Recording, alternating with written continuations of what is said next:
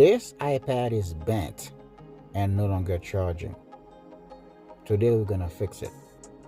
First, we have to remove the screen and the LCD behind it. That way we avoid the risk of breaking them.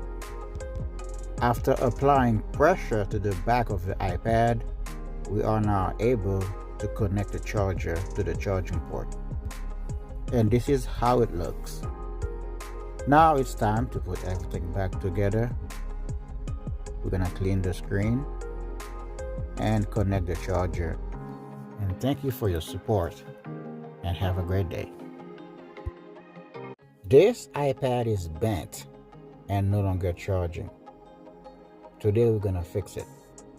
First, we have to remove the screen and the LCD behind it. That way we avoid the risk of breaking them.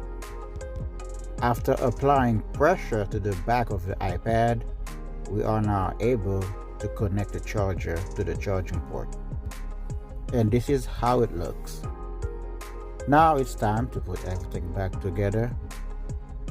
We're gonna clean the screen and connect the charger.